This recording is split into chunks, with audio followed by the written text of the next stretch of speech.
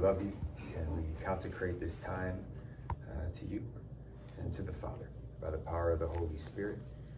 Help me to say only what you want me to say, nothing less and nothing more, and may every heart be disposed to whatever you want to speak to each of us tonight. May we hear whatever it is that you have for us this evening, each one of us. And we pray it all through the perfect maternal intercession of our Blessed Mother Mary. Hail Mary, full of grace, the Lord is with thee. Blessed art thou among women, and blessed is the fruit of thy womb, Jesus. Holy Mary, Mother of God, pray for us sinners, now and at the hour of our death. Amen. Saint Joseph, pray for us. Saint Thomas, pray for us. In the name of the Father, and the Son, and the Holy Spirit. Okay, so I think what I'm going to do is share a little bit of my story, a theme, kind of pull at one thread of my story that will kind of get us into this, and then try to get to the topic at hand, which is the pro-life movement. I think the name of the talk was entitled The Pro-Life Movement, Where Do We Go From Here? So we'll talk about that some, and hopefully have a generous amount of time for any comments, questions, anything that's stirring on your hearts and minds, because it's like I can throw a lot of stuff out there, but it'd be best, I think, to hear what kind of stuff you'd like to hear about, or anything that you're thinking about that I can kind of speak to would probably be best, to be most helpful, I think. So the thread I want to pull on for my story is, so I grew up not that far from here, Western New York, outside of Buffalo, Grand Island, if you know Grand Island, in between Buffalo and Niagara Falls.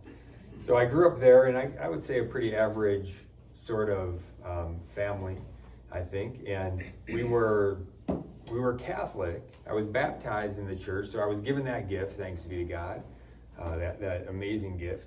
But the thing is that as I was growing up, it wasn't lived very faithfully, and so I kind of got the message that it wasn't real, right? That Jesus and the Catholic Church weren't real.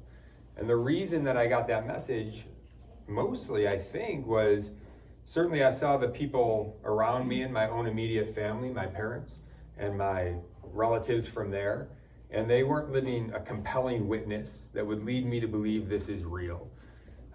And then, even more powerfully in a way, was going to my local parish and looking around as a young person, probably middle school, starting to get into the middle school years and into high school, and just being able to sniff out really the hypocrisy going on, where knowing that you could look around and see people aren't really into this. People don't really seem like they're here believing what is going on is really going on. And I didn't even really know at all what was going on, because nobody had ever really shared that with me either. But I just got that sense, kind of soaking in that culture, that there was something really wrong here, and nobody really believed it in this circle that I was in. And to me, that was the entire church. When you're a young person, that's the only church I knew, was my local parish. So I kind of got this idea that Jesus was kind of like, this is very sad and very tragic, but I kind of got this idea that it's sort of like the Easter Bunny or Santa Claus, because it's this thing that adults tell you is real, but then as you grow up, you realize like none of the adults actually believe this. It's just a thing like they tell kids, right? And so that's kind of what I saw and what I grew up into, and just had a real distaste for things that weren't authentic. So I didn't like that very much. And at the same time, my family was kind of falling apart. My parents ended up divorcing when I was in high school, and even during that time, things were kind of in chaos, and there wasn't that foundation, right? There wasn't that foundation of faith. There was nowhere to turn. It was just lost to the world.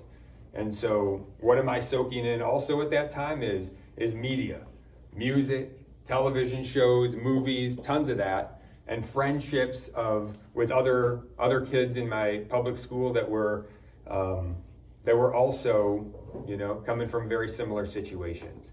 So it's like the blind leading the blind. Like, we have no idea what life is really about. And we're just kind of trying to do our best, but we're learning what reality is based on what we're learning in the shows and in the music, what is of value and what we're supposed to be doing, what it means to be an adult and how we're supposed to live, getting it from the worst possible sources, right? And so by God's grace, ultimately, I had this miraculous conversion as a young adult, and I'm not going to get really much into that, but it's a story I love to share and give God the glory because it really is amazing. But in the end, He led me back through an encounter with Him in prayer, and then that ultimately led me back to the sacramental life of the church, where I went to Our Lady of Fatima Shrine, which is a super special place for me because of this. But even in my darkest moments, I would go there and walk around. At least that was something my parents handed on. We would go there sometimes, and there was a sense I got there. Now I understand what it was. It was grace walking around there that was different from other places that I normally was. So I would know to go there, and even in my own freedom as a young adult, I would go there sometimes and just walk around. And ultimately, it led me back because I knew I could go there when I finally was like, all right, yeah, I'll go to confession. And I went back to confession, and I laid it all out before the priest and just said, I haven't been here since I had to go for confirmation. I think it was 8 years before that. And I don't even know what to do. And the priest walked me through it.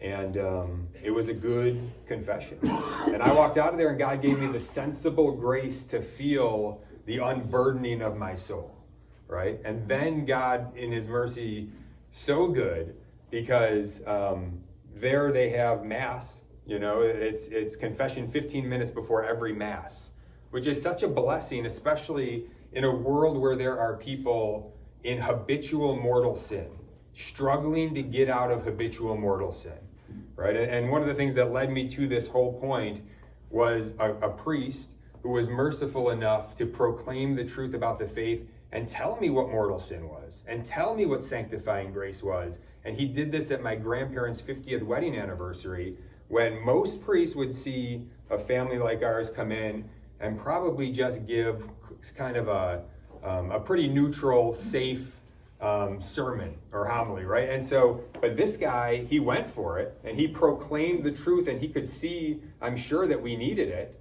And thanks be to God for his courage. Because if not for that, I have no idea when I would have ever heard that, if ever. And it was really important. So God used that, led me back to the sacraments. And then when I went to Mass right after, so didn't have time to fall into one of the habitual mortal sins that I was struggling with. Mass was beginning right then. Went to Mass, received the Eucharist in a state of grace for the first time since probably I was a little kid. And again, God gave me the sensible grace to experience his presence in the Holy Eucharist, right? There was no doubt. I mean, he flooded my soul with his grace in a way that was something that I, to this day, I can't really, I can't explain. I mean, I've experienced sensible graces certainly in receiving the Eucharist since then, but this was, I mean, I had never experienced anything like this before. And what it did was it was an instant conviction that this was all real. And it was like, I can't believe it. This is all real. Jesus and his Catholic Church are real. And it was like, there was no doubt about it. But then it was scary to me because I realized, the habitual state of my life. And I thought, well, I don't know how I'm going to live this. I guess I'll never really be able to live this, but I guess I'll just, do the best I can. But I'm always going to have these serious sins in my life. I mean, that's how far I was. I didn't even think it was possible to really get out of this state of habitual mortal sin. I came to find out that by God's grace through the sacraments, it absolutely is possible, right? And so relying on what I knew, when you fall into mortal sin, you get up, you go to confession as soon as possible, you lay it out, and you let the Lord take it and fill you back with that sanctifying grace, and you begin again. and you fight the good fight again, and you do your very best not to fall into that mortal sin. But when it's a habitual state, when you're in a slavery to this thing, man, you need the graces. And then you go right after, as soon as you can after confession, you go receive the Eucharist in a state of grace. And you get your prayer life going and all that, but you know the power of the sacraments, and you treat them as they've been presented to us to be, right? You don't go receive the Eucharist in a state of mortal sin. Right? That's the worst thing you can do. You have to go to confession. God's mercy, he's telling us this through his church, right? The way that it works. It's not to hurt us. I mean, we all know this. It's not some bad thing to say, you're not in the state to receive the Eucharist right now. Like that's good to hear that. That's good to tell people that. That's merciful. There's a way it works. This is the way that our Lord has presented it to us. Let's respect that and live it. And the fruits are going to be really, really good. So the way it works, go to confession, lay it out, be filled with that sanctifying grace, go again, receive the Eucharist, and let the Lord flood you with his graces. And over time, he strengthens you. And so these sins that I had thought would always be a part of my life, I began to have more and more freedom. And then to the extent where a couple years down the line, it's like those areas of my life that I thought I could never be free of. And in different times where I really go into my testimony, I like to even get into some of those sins because they need to be talked about and named. I won't do that here, but I will just say freedom is available from these sins, so much so where it's not just a freedom, but actually these areas of my life I thought I would never be free actually become areas in my life of like greatest strength, right? Like that's only because it's real. There's no other way to explain it. You can't pull yourself up by your bootstraps and do that. It's impossible. So it's only if it's real. So by God's grace, he's given me very strong conviction. I just know it's real. So that's it. We have the gospel proposed to us, proclaimed to us, and then it's up to us. The Lord is very clear in his ministry to us, repent and believe, right? Repent and believe. The gospel demands something of us, right? It's not just like, oh yeah, okay, I'll accept that. No, it requires us to change. When we hear the gospel, it ought to make us aware that, you know what? There's an aspect of this that should make us aware that we're not living this aspect very well. And so I need to repent. I'm now aware of something I wasn't consciously aware of before. I need to repent of this, and I need to say yes to the gospel and now seek to go and live that out. And so there's really sort of a rhythm of life in that. And that's an ongoing conversion. So yes, we can, by God's grace, be in a state of consistent, habitual, sanctifying grace, and yet it's still not over, right? There's still so much more to go. That's just the beginning, right? For the Lord to help us to have the strength to get there. There's so much more, and who knows how far we can go into that. But isn't that exciting, right? That we get to keep diving into his grace and let him continue to grow us in this ongoing conversion. So there are aspects of the gospel that, I'll just say this about the gospel too, that, it's an all or nothing kind of thing in a way. And this is what I mean by that, is that when Jesus encounters the rich young man, it's like, are you all in or not, right? And so that's really what the gospel proposed to us always is. And a real clear way to understand that is simply the church's teaching on the theological virtue of faith, right? It's not just, do you just believe that Jesus is God, right? That's it. That's a really important part of it. But it's really, do you believe that Jesus is who he said he is? And do you believe everything that he has revealed to us through his Catholic Church? Like, do you believe it? Do you believe it all? Do you give that assent of faith to say, I believe it? I believe all that the church teaches to us and hands on for our belief. I'm not going to pick and choose. I'm not going to say, I believe 3/4 of it, but this quarter, I'm not so sure I'm going to not do that. We give the assent of faith to say, I might not understand it all, but in those areas where I don't understand it and it challenges me, I'm going to say yes to it because I know it's true. And now I'm going to try to figure out, why is it true? I'm going to try to figure out how to understand it and how to live it more. And so there's lots of areas of the gospel that are unpopular in our age. And it's good to think about those things and say, these things are real. Why have they been rejected? and just to make sure we're not in that group that is rejecting essential truths of the faith that have been handed on to us, that are things that are non-negotiable, right? So if we're rejecting part of it, if we're willfully rejecting part of it, then we're really saying no to the gospel, right? That's not a good place to be. All right, we want to say yes to Jesus and yes to the gospel. And so after that at the Fatima Shrine, I ended up, a couple years later, I just realized, I was getting on fire to just a hunger and a thirst. I don't know if you've ever had a conversion like that, if anybody out there has, but never knowing much about the faith and then being convicted that it's all real. It's like there's a hunger and thirst to learn it. It's like, what? Tell me more, right? I'm watching EWTN all day long whenever I'm home as a young adult, right? Listening to the Catholic radio. It's like, what's going on here? But I was drawn to it so strongly. And so then it was like, all right, I'm going to go to Franciscan University, study my faith for a year. I'll learn it, and then I'll be good, and I'll go back to what I was doing. And after a year, I realized that I knew nothing. And so it was like, all right, I better come back for the second year. And then I learned a little bit more, and I'm like, okay, I guess I'm coming back for the third year, and I'm actually going to finish this degree, which is a ridiculous thing. It shouldn't take 3 years at Franciscan to do a master's in theology, but that's what it took me. I had no background going in, and I knew nothing. And the first year, it's like, I'm sitting there with Dr. Scott Hahn because I loved him from the radio, and I'm in his class, and it's like everything's just I'm getting every fourth word, you know? But by the last year, by God's grace, it was like the lights went on. And all of a sudden, like, things were starting to really open up and make sense.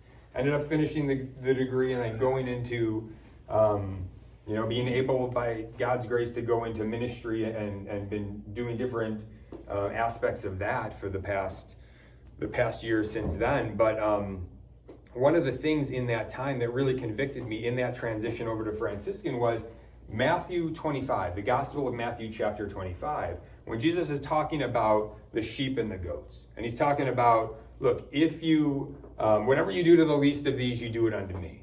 That seems pretty serious, especially when he puts it in the context of our eternal judgment. And he says, those that do it are going to heaven, and those that don't are going to hell. Like, he makes it really, really clear with like graphic imagery, right? And it's like, okay, I probably need to take some time and like think about this. Like, what does this mean? What is this all about?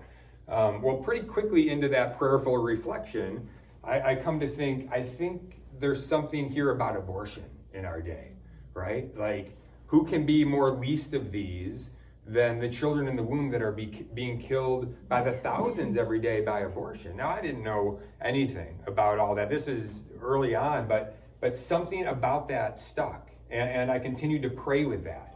So after my first year at Franciscan, I was still kind of praying with that, and I would do different things. It wasn't just abortion that stuck out for that. I would ride my bike downtown and try to find somebody who was kind of living on the street or whatever, and bring an extra lunch and try to sit down and have lunch with them. And, I was going outside of pornography shops and trying to talk to people going in and just, share with them, like, this isn't the right way, and try to help them. These were the kinds of things that were convicting me. Like, I just knew, like, this isn't just for me. I'm supposed to go out and try to help some people. So I just thought of areas that were areas of great need, and where the Lord in our time might be talking about the least of these.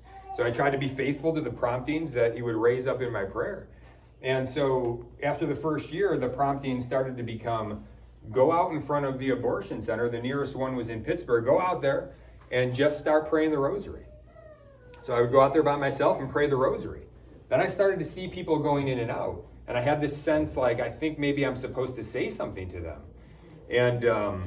And so I would try that a little bit, but I really, I don't remember much about that time, really. I don't think I tried that much, but I just can't recall much about it. But then what I do remember very strongly is coming back to school that fall and finding out there was a Students for Life group on campus that I didn't know about, and getting involved with them. And they were bringing out students by the hundreds. I think more than 100 every week, once a month, once a Saturday. They would go out to that same place, and they'd have over 100 students praying on the one side. And then they had trained sidewalk counselors at strategic points. They had a whole system set up. So I started to plug into that, became trained up in that, sidewalk counseling and all of that. But then the thing that really struck me after that was, okay, we're doing this once a month on Saturday, but this place is open all week long. Like, who's out here? And the answer was there's nobody out here, but people are still going in and out. And I'm thinking, I know school is important. I'm here to be a student, but nobody's out here. So I had this strong pull on my heart, like, what can I do about this? And so I was playing rugby at the time there, and so I just went up to my rugby buddies one day after practice, and I said, okay, I'm going down there tomorrow. It was a weekday, and we can get there early. They open up early. We'll get there. We'll be there for a couple hours, and we can get back before our first class is at like 10 o'clock or whatever. And so like 4 guys were like, all right, let's go. And so we all piled in the car the next day, drove down there, and I kind of coached them up on the way down there. And I said, all right, you guys just pray. I'm going to go out and try to talk to people, and we'll let the Lord do whatever he wants to do. And as soon as we got there, there was a couple that was outside smoking a cigarette. And so it was like, all right, like burst out of the car. The scripture that always comes to mind when I think about it is that scripture of like the champion emerging to run the race. You know, it was like this sense of grace though, like overflowing, like, yeah, like going out there. And then when I encountered them, when I talked to them out there, they had already been inside. They were there for an abortion appointment, and they were just having a smoke before they went back in and had the abortion. You know, so I'm talking to them. I'm like, well, what's going on? You know, is it a material need? Like, what's happening here? And they were like, well, yeah, kind of material need, and you know, we've got some other kids, and I was like, we'll throw you a baby shower. You know, I had heard this somewhere, and it was in the back of my mind, and I'm like, can we throw you a baby shower? We'll get you everything you need for this baby. Something about that struck the mom's heart, and she was like looking at the father, and she's like, yeah, I think, yeah, okay. We're just gonna go in and get our money back. I'm like, no, don't go in. We'll give it to you, like, don't go back in. Well, there's no talking her out of it, you know? So they go back in to get their money back, and we're just praying, like, I hope they weren't lying to us, because you never know out there when people are telling you things.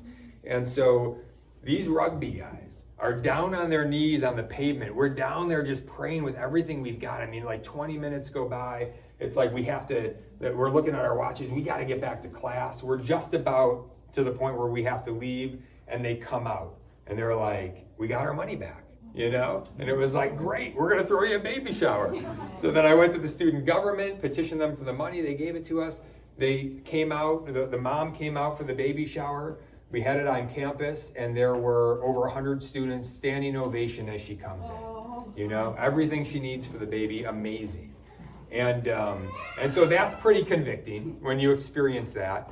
So there's a lot more to that thread, but I guess I just want to share a little bit about that to just raise up the truth of the gospel, right? Like just for us to hear the gospel in that aspect once more, like in a new way, perhaps. So this is what the Catechism of the Catholic Church says, the Universal Catechism here, where it's they just, again, what a gift we have that our church has handed on the faith in such a systematic way, an authoritative way, where we can have like authoritative interpretations of Scripture, right? And we can actually receive the gospel in a way where we have so much to draw from. The sources that we have to draw from are just so abundant. So this is one great source. And when you open it up to this part on abortion, this is the very first paragraph. And it says this: human life must be respected and protected absolutely from the moment of conception, meaning fertilization. From the first moment of his existence, a human being must be recognized as having the rights of a person, among which is the inviolable right of every innocent being to life. So it's telling us that from the very beginning, from conception, fertilization, every human being must be recognized as having the rights of a person, which certainly includes the right to life. So it couldn't be more clear in our faith, right? It couldn't be more clear. If it's not clear enough from, aspects of the Bible that we read, the church makes it super clear there. And so I just raise that up to say, to me, I think it's very challenging for myself personally. Every time I every time I think of that, every time I go back to that, it challenges me. Because the reality that we're in is that, I don't want to speak for anybody else, I guess, but I will say it about myself, and I'll say it about our culture at large. Like, we're desensitized to the reality of what's going on with abortion. These are real human beings, real human persons that are being killed by the thousands every single day, some in our local community every single day. And not just that, but also the human dignity of the mom in need who is going to these places, who's bought this lie that's been baked into our culture about, this is healthcare, or this is just a clump of cells, or, this is going to take away your problems, and, you're not going to have any problems. It's like it causes more problems, right? It has nothing to do with healthcare. It, by definition, truly is an act of murder. Pope John Paul II is very clear about that in Evangelium Vitae. And, we have to be sensitive about using that, but we also have to be clear about saying that, because that is by nature what we're talking about, right? And that should lead us to mercy towards the mother, so much so that we would want to be reaching out to her, because we wouldn't want anyone to go through that. And if somebody's being tempted by that, we should want to do what we can to help them. So we want to think about that mom in need that's being lied to, that is going to these places every day in our local community. And is there nothing we can do for them? Is there nothing we can do for these innocent children who are being taken into these places to be killed every single day? And I would just say that there's a lot we can do. There's a lot we can do for them. And the ministry that we've gotten going here locally is proving it. It's proving it. And I think I just want to share the opportunity of it to say, I think what's on most of our hearts probably is, I admit I'm desensitized to some degree, but I also get it to some degree. And I wish I could do more. I'd like to do more, but I don't really know, what more can I do that's going to really make an impact, right? So just to share, I guess, a couple things here locally, and then I guess we can get to questions and things to let you guide where we go. But just locally, just to lay it out in case you're not aware of what's happening, it's a great opportunity that we have here. So the simplest thing, well, I guess let me talk about it this way first. I guess the ministry on the sidewalk, because that is really where we're seeing some really, really amazing fruits right now.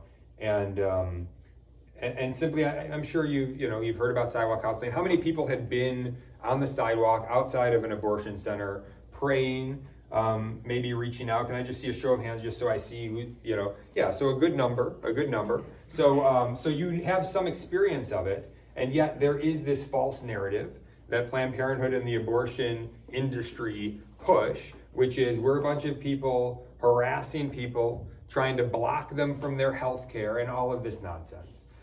So we just went through a lawsuit from the sidewalk ministry that we organize here locally, where there's a buffer zone at the downtown Planned Parenthood, the headquarters of Planned Parenthood of all of Central and Western New York. And there's this buffer zone from 20 years ago. It's a federal injunction that says you can't go within 15 feet of the entrances. I don't know the full history of why that's there, but what I do know is that it shouldn't have anything to do with me. I got here 3 years ago. I have a constitutional right to the public sidewalk and to talk to people. And yet they're illegally enforcing it and saying, you and the people associated with you, you have to obey this old injunction. And so we pushed back because the New York State Attorney General got involved, because the city lawyers actually initially agreed with our lawyers and said, yeah, it doesn't apply to you. But then it seems like Planned Parenthood probably contacted the New York State Attorney General. She got involved and contacted the city, and they said, no, it does apply to them. You need to enforce that. So then we had to bring a lawsuit to the New York State Attorney General. So that's what's happening right now. And in the case of that, we just had a hearing, and the federal judge dismissed where we're at right now. So he refused to hear the case, and so we're going to see in the appeals and all of that where it goes, but we're certainly going to keep fighting. But what's really revealing is this press release that the New York State Attorney General put out, taking this victory lap in which she just wanted to push this false narrative and just slander me and everybody associated with it, and saying, she really is saying we're blocking access, which is just a straight lie.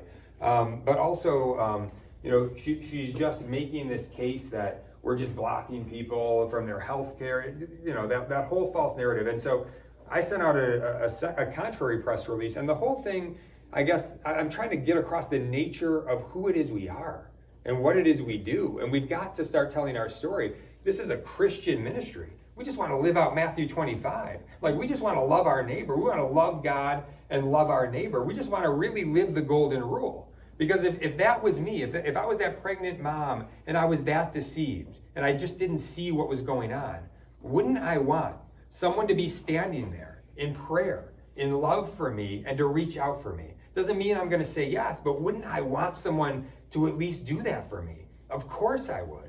If I was so deceived as to be an abortion worker or even an abortionist, if my life would have taken that path, and by God's grace it could have perhaps, right? So if that was me, what would I want someone to do for me? Wouldn't I want someone to be there when I'm going into work and coming out to work? Wouldn't I want Chris Ramsey there, who's often there during those times, reaching out to me, sharing with me? You can contact Abby Johnson. You can contact abortionworker.com. We will help you get a better job. Wouldn't I want someone there day after day showing that relentless love of the Lord for me, right? Showing up for me and caring about me. Of course I would. So it's really just the golden rule. And what really exposes the abortion industry and the false narrative is the fact that if they really cared about women, look, we're throwing baby showers and helping pregnant moms in need that actually don't want to have abortions. So instead of going through with their abortion, they turn to us, and then we throw them a baby shower and we help them out, and whatever they need, we keep walking with them.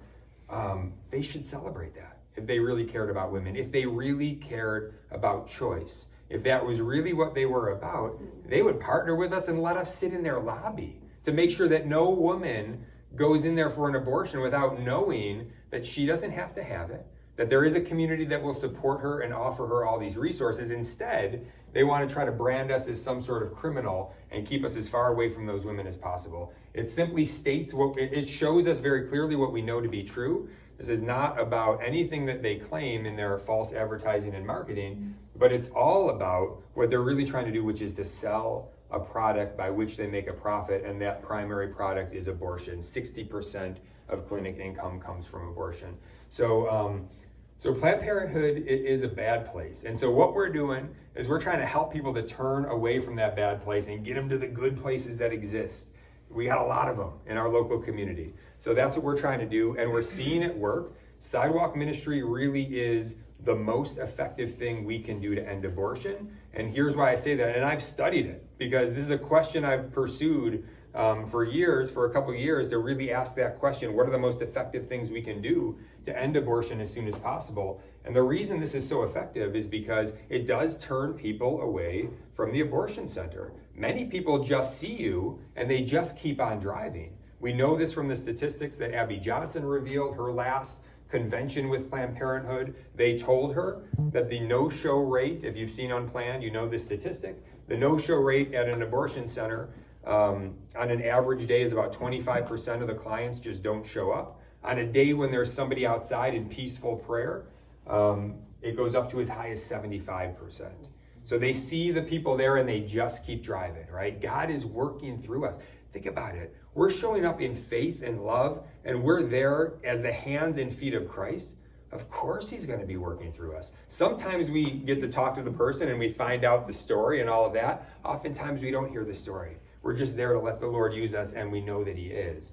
And the times that we get to be a part of it, yeah, I mean, it's amazing, right? It's amazing to look into a mom's eyes after you just talked to her and she turned away from her abortion appointment, after you just coached up a father who just finally realized from talking to you, this is his child too. And this is a real human being. This is a real human person. And you coach him up and he gets this sense, yeah, he's going to go in and be a hero. And he goes in and to tell that mom for the first time that he wants to have this baby. Because he thought that supporting her was to say nothing. Because that's the lie he got from the culture. When that's really telling her that I don't care about this. Right? So what he really needs to say is, I want this baby. I want you to have this baby. And to coach him up to go back in and do that, and to see him come back out with the mom and to have that baby saved. I mean, we also are in the midst of great tragic stories out there as well, where it doesn't end that way.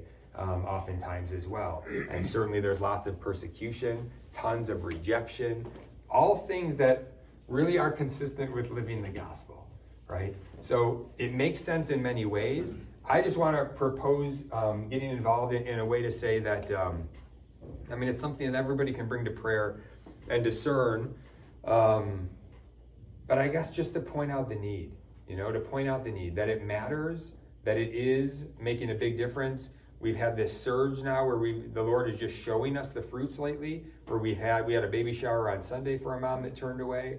We've got 2 more baby showers coming up. We had a young woman that turned away a couple weeks ago from the Greece location. We had Chris Ramsey getting a text from somebody that the other day that turned away, that he encountered on the sidewalk months ago. And she just texted him back. He never knew what happened with her. Texted him back for the first time and sends a picture of the baby. I think maybe you had something to do with this, sir, praying for me, And that's what is happening. Like, I believe that the Lord is showing us these fruits and this evidence right now. I think in a way, if nothing else, he's encouraging me, to just keep going and keep sharing the power of this and inviting people into it. But I think even more, he's trying to show people that this is effective. Because I think that's one of the lies that prevents people from getting involved. Does it really matter? How much does it really work? Is that really worth my time? It is. And not just for the effectiveness of the people that are going to be moved by the Lord using you in that place, where sin abounds, grace abounds all the more. He is going to work through us in powerful ways there, but also for what it does for ourselves, right? It is a great way to grow in virtue, because you will be challenged in many ways. Challenged even just to keep your commitment and show up. Challenged when you're out there through all sorts of weather and persecution and rejection and everything else. But I think I want to share this from the, I guess I'll close with this part and any questions or points. But this is from the Catechism of the Council of Trent. This part on, this section on prayer. Right at the end of this section on prayer, it says this about fasting and alms deeds. And I think this is an important thing to hear. So it says, to prayer, let us unite fasting and alms deeds. Fasting is most intimately connected with prayer. For the mind of one who is filled with food and drink is so borne down as not to be able to raise itself to the contemplation of God, or even to understand what prayer means. I would just add to this too, like fasting from our own comforts, fasting from the things that we kind of turn to just to comfort ourselves, and those things that are kind of distractions to us and wasting our time. Because one of the common things about the sidewalk to getting involved is like, well, I just don't have the time. We can all say that, and certainly some have greater challenges than others, but I think we all think we have really serious challenges in that area. I don't have the time. But if we really look for areas, where can I trim some stuff?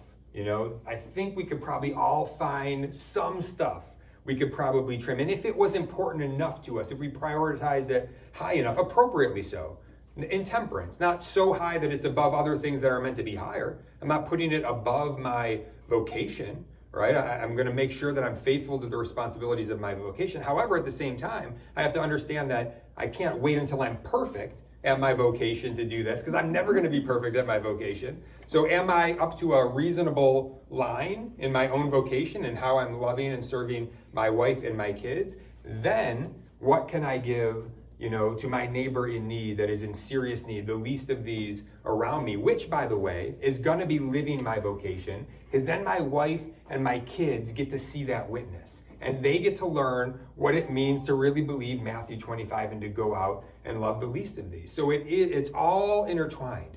It's all intertwined with a life of prayer and seeking holiness. It's all intertwined with our vocation. It's all intertwined with the apostolic work that we're called to. So what can we fast and able to show up on the sidewalk? But here's the alms deeds part. It says alms deeds have also an intimate connection with prayer.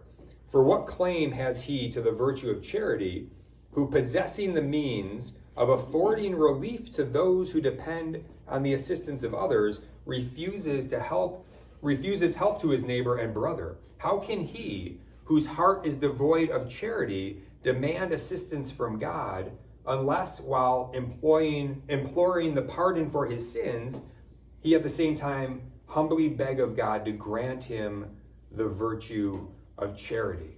What is the definition of the theological virtue of charity? To love God above all, with everything, for his own sake, right? I love that part. That really sets our hearts right when we remember that part, for his own sake, wanting nothing back, to just love him because he is God and he is lovable and worthy of all of our love and worship, right? For his own sake.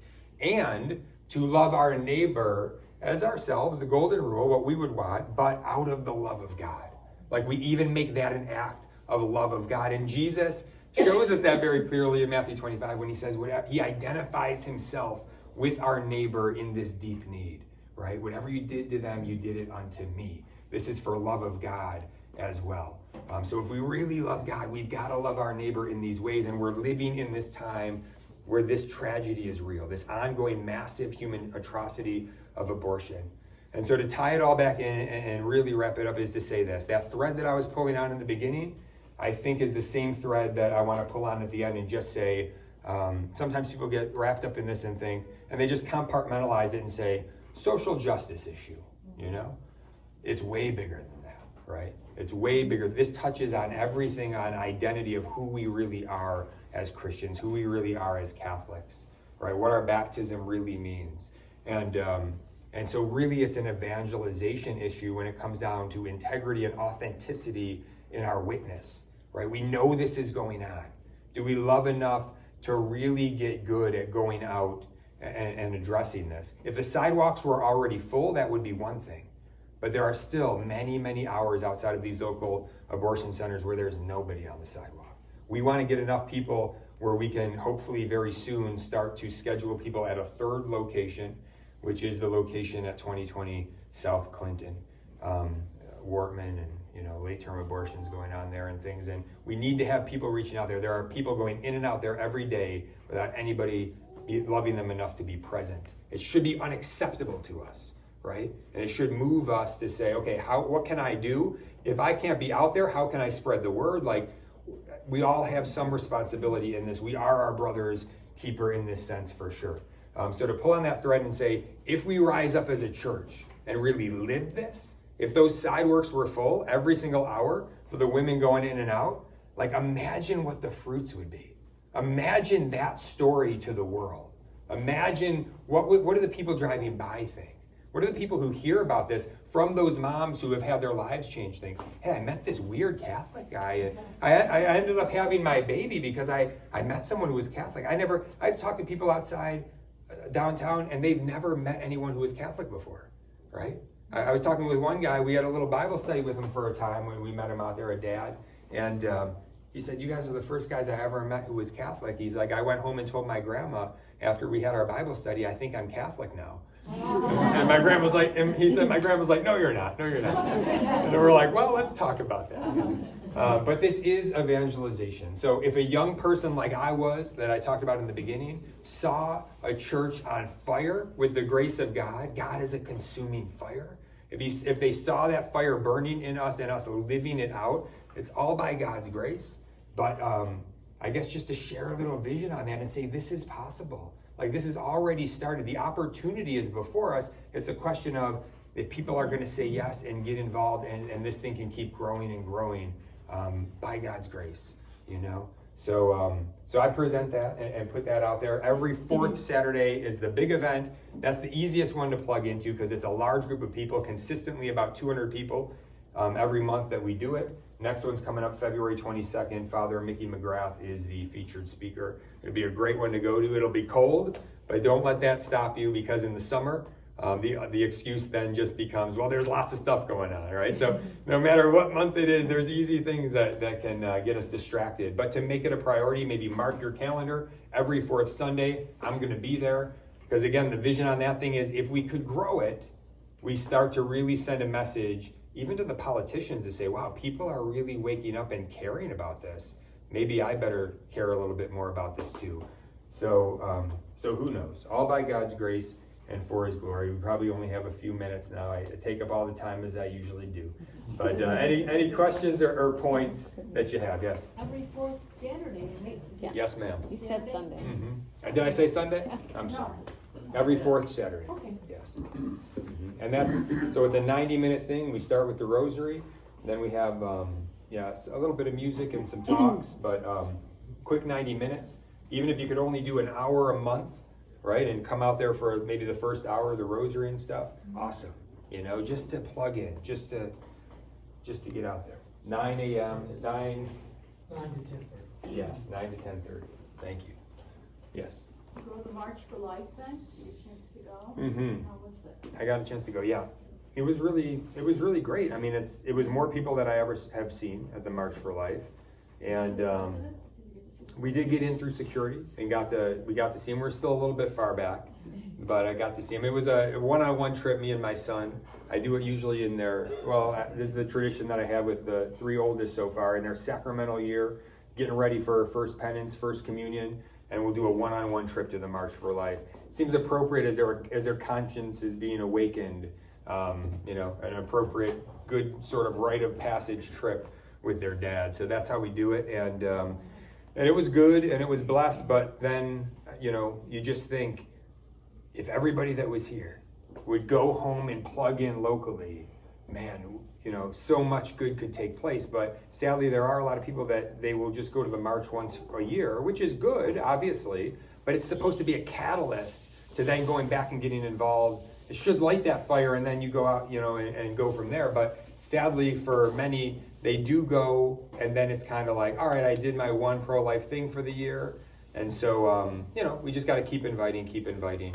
And it's all out of our control. We can only be accountable for ourselves, but we can keep trying to share the vision, spread the word.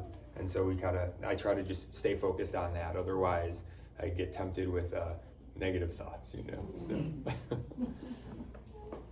Yes. So speaking of kids, what recommendations do you have for, what kind of things do you do with your son in the different age groups to introduce them to whole life?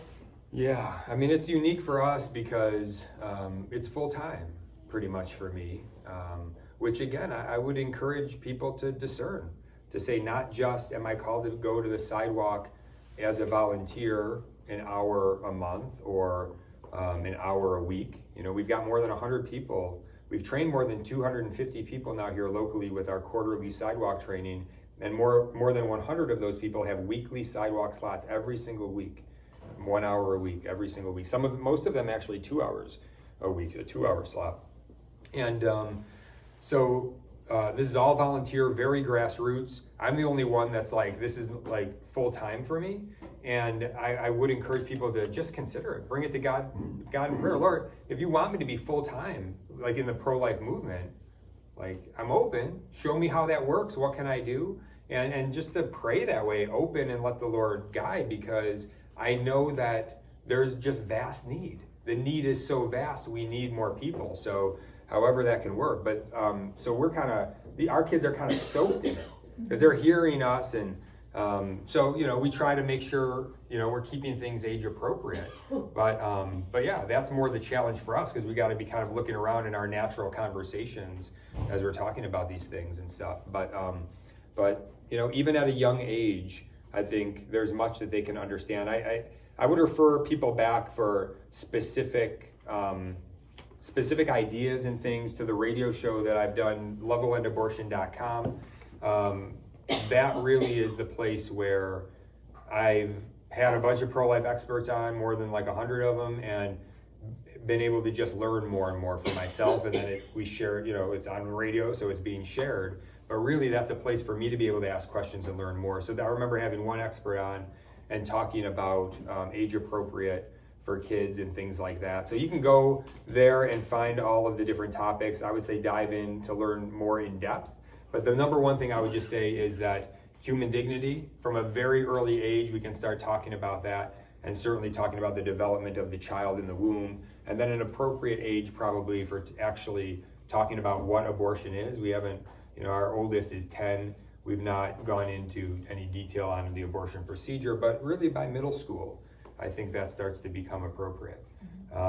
So we've got to, I think, the main thing I would give with this and with everything is I think the vision ought to be to train, we want to try to train our children to live out their missionary identity, right? We live in a culture that is so dark.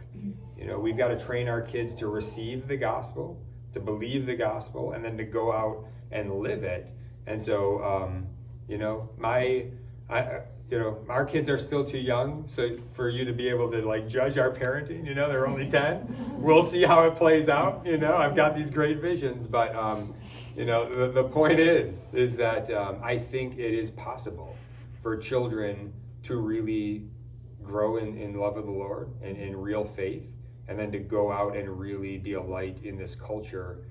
And one thing I really wanted to add tonight, so I want to make sure to get it in here, is that I want to actually start with this, is that Super Bowl halftime show. And just make mention of it in this way, to use it as a teaching point in this way.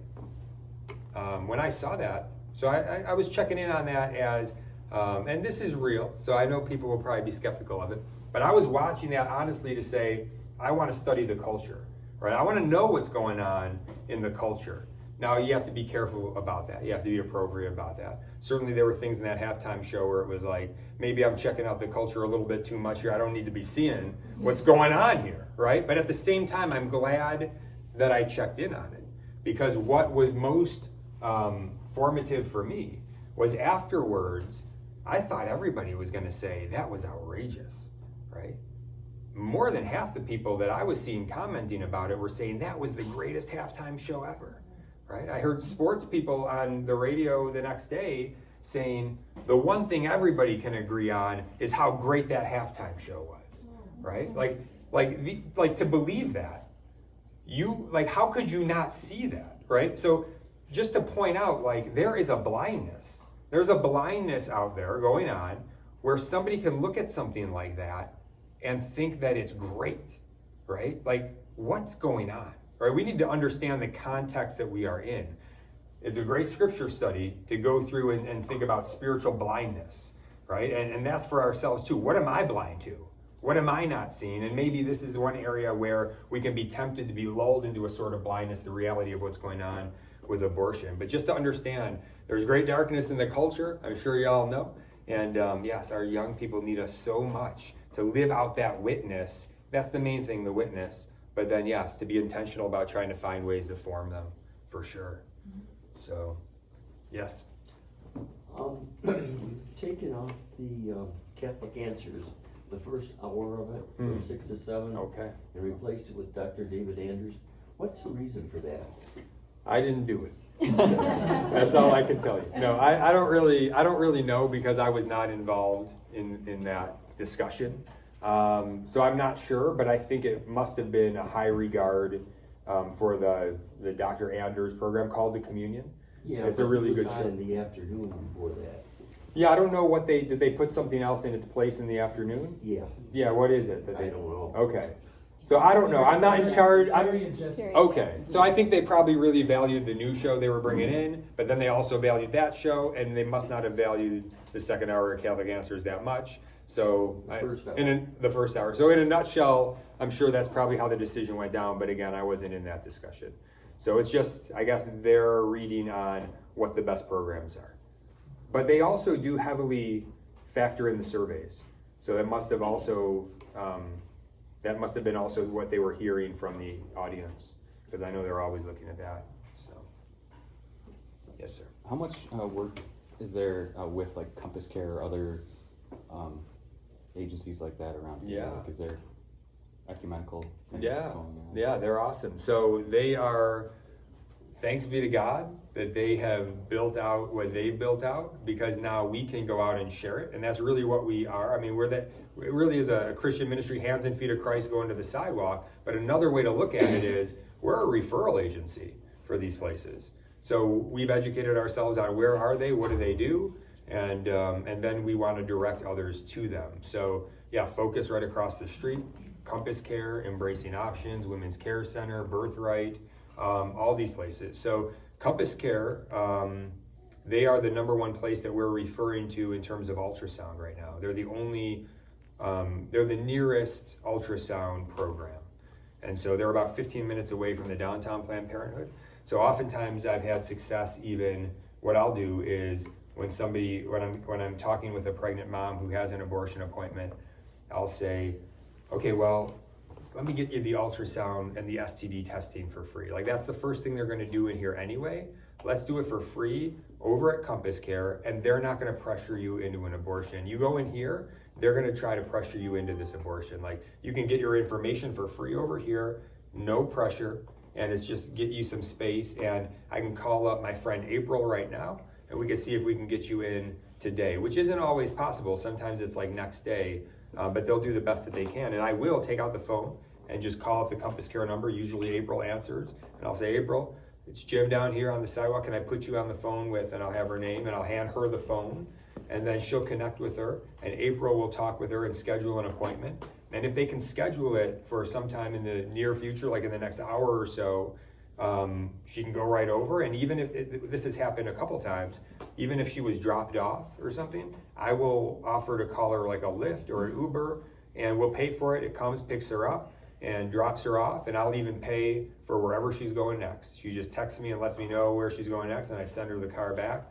and we pay for it all. So we try to figure out like everything we can do to help them. And that's why we're really excited about this mobile ultrasound van, which is on the way this spring. It should be on the streets, because then they don't have to go 15 minutes away. Then it's a much easier transition. Like, it's right here. Like, all you have to do is step on board, and they're already going to be naturally curious. What's in? Look at this thing. It looks beautiful. What's in there? And the fact that it communicates everything. Again, it's that witness where, without even saying anything, we're communicating so much. We're willing to spend so much money, invest so much. We're willing to do whatever it takes to extend our love to you, to extend our reach to you. Like, this is for you. Like, come on board and let us just serve you here. And that's what is going to be very exciting, because there have been many that I've encountered down there where they're receptive, they're talking, but when it's like 15 minutes away, and then it's like, oh, you're going to put me in a car, this strange guy, it's too far a bridge for them, and then they go in and have an abortion. You know, so I absolutely, this tool is going to save lives. You know, and so here's the thing, like, I think abortion, this is an ongoing massive human rights atrocity that is tragic beyond, you know, our imagining in terms of the loss of human life. About 3,000 every day. It's like a 9/11 every day in terms of loss of human life. That's crazy, right? That's crazy. And it shows how desensitized we really are, because if this was born children, we would never stand for it, right? We would be doing way more, I think, because I don't know, if it goes that way, the culture of death, it will be born children.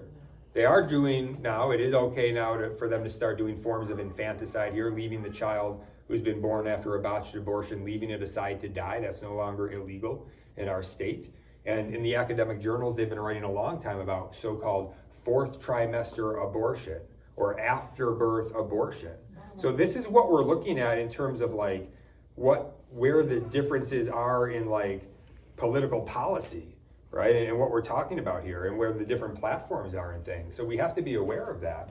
So if it goes the way of the culture of death, it's going to be it's going to be really bad, way worse. But if it goes the way of the culture of life, we got such a stark divide in this next election. If it goes the way of the culture of life, it's going to mean certainly at least one more Supreme Court justice, maybe two, and that's really the big thing.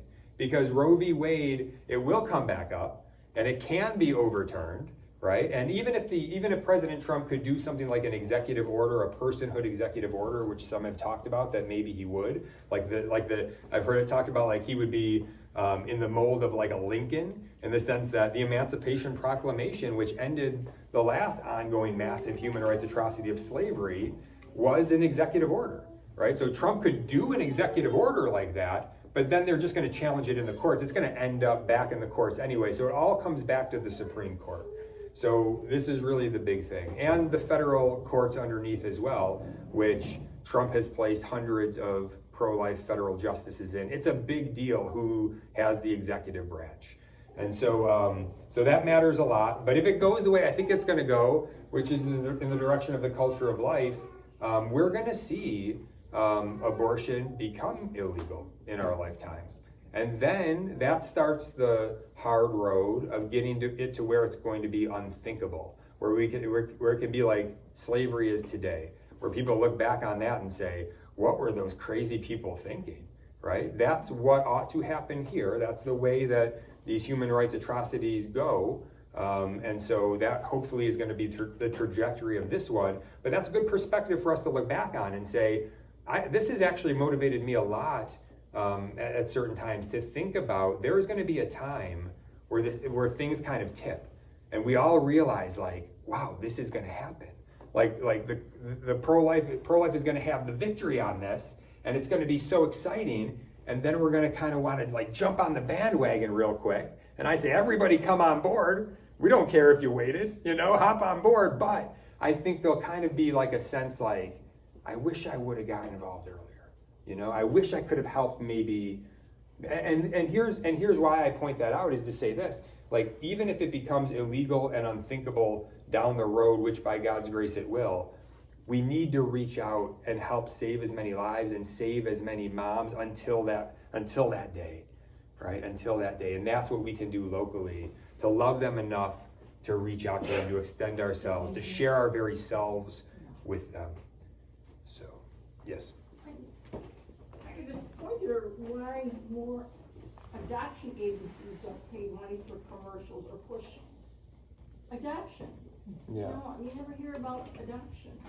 Adoption is a tough thing. It's a beautiful, beautiful, beautiful thing. However, Is it complicated? yeah, I mean, I don't pretend to be an expert on adoption, but I will say this in terms of my experience on the sidewalk and what I know there. And that is that a pregnant mom in need, it's the last thing she wants to hear about is adoption. Because she's going through real problems in her life that the lie of abortion is trying to tell her the child is the problem, right? Not these other things going on in your life. The child is the problem. Get rid of the child, you get rid of the problem. And so that's kind of what they're thinking. Our whole thrust is to say, let's help her identify what the real problems are and then address those things and help her to understand, no, you're made to love the child, right? And if you don't want a parent, you can place the child for adoption to great parents that are out there will adopt your baby, no problem with that, right? And so that's a hard sell for her in that moment, though. This is what the studies show, is because she looks at it as that's actually two deaths. That's a death to her and the child in the sense that like she's going to have to go through all the trial of carrying the child, but then she's placing the child will be gone. And then has a sort of death in that as well. And in that moment, what the studies bear out is that that's the least, that's the worst possible outcome for her in her own perception, right? So she would rather have the abortion than place the child for adoption. And that's where her mentality is. So that's obviously not right. It's upside down, but we need to try to understand what her mentality is in that moment. So we will talk to her about adoption if we've talked to her about some other things and it seems like it would be a fitting time to bring that up, but we don't lead with it because we just know the studies show that's not where her mind and her heart are. But yeah, I mean, I think foster care is an area. That's one that we've been challenged with recently where we've been praying with that and saying, all right, like there are these kids out there that need a home. Like, can we do something? And we're praying with that and seeing, all right, Lord, what can we do? I don't know. But, there are great needs out there. And all I know is that the sidewalk outside of these abortion centers is one of those places where the need is so vast and yet so much good can be done and we're seeing it happen.